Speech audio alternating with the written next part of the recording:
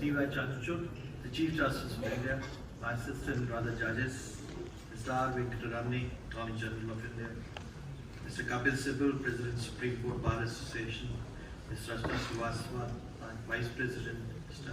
Vikrant Yadav, Honorary Secretary, members of the bar, ladies and gentlemen. When a towering tree in the forest of justice steps back, the birds pause their song, the winds moves differently. Other trees shift and adjust to fill the void. But the forest will never be quite the same again. From Monday, we'll feel the change deeply. An emptiness will resonate through the sandstone pillars of this court.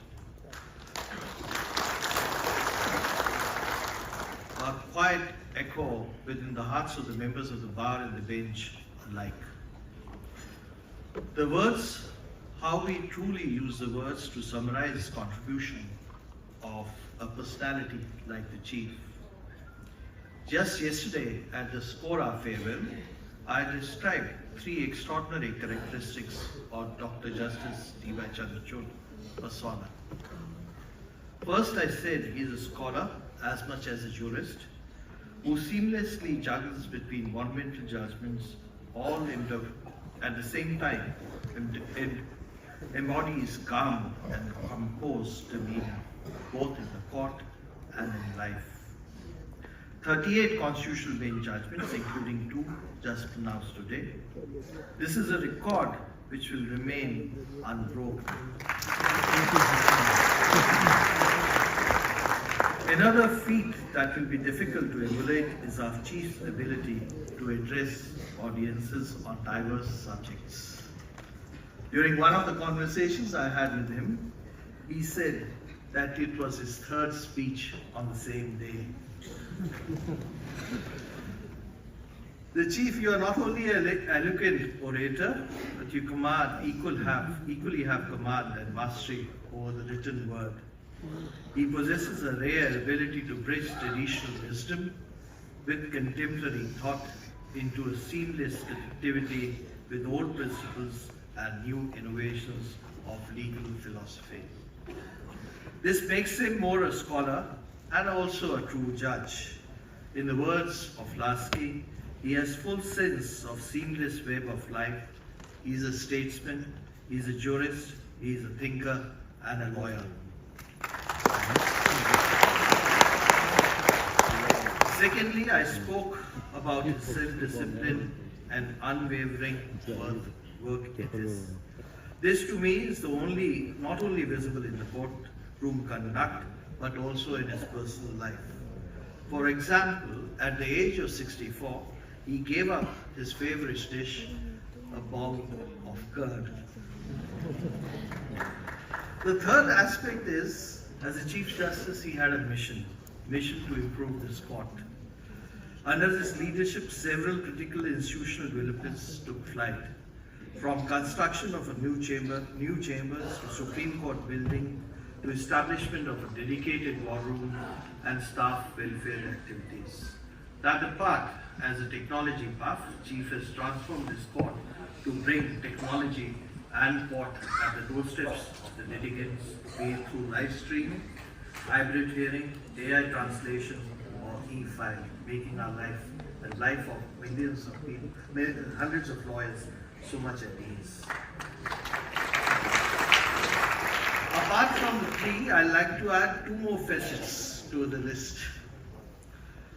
First, I must speak about his profound compassion, a force that drives him to build a just world wherever he walks. Throughout his tenure, he has relentlessly pursued this goal of making this court a sanctuary of inclusivity accessible to all.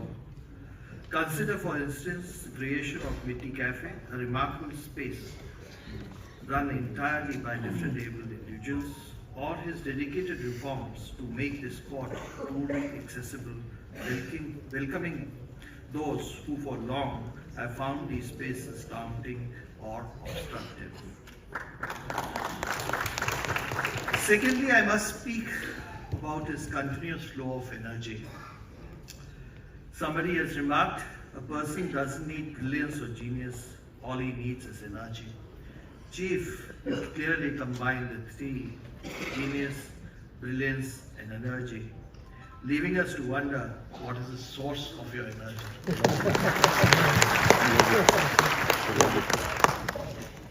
Turning to the personal note, I had never met the chief before I came to this court, or maybe I had met him but never spoken to him. It took us time, but then gradually we gelled with each other. We have discussed, dealt with several issues and problems, but never once did we leave the room feeling that there is a little disquiet or difference. We had our opinions, but nevertheless we found ways and means to deal with them. As the chief prepares to demit the office soon, there will be undoubtedly a vacuum both in the institution and for someone who had worked and lived with such dedication. Of course, the chief will be missed by us. We'll miss your presence physically, but you'll always be felt. You'll be amongst us as one of us. Behind the brilliant persona of the chief also stands his devoted family, who can now enjoy greater pleasures that he patiently awaits his presence. Luxury morning walks, time to spend with the book without looking at the clock, unhurried conversations. I'm aware that Kalpana Das, children Abhinav, Chintal, the daughters Mahi and Priyanka, sister Nirmal Kulkarni, brother-in-law Dilip Kulkarni, sister-in-law Chitra Das have been a quiet force behind him. They must be looking forward to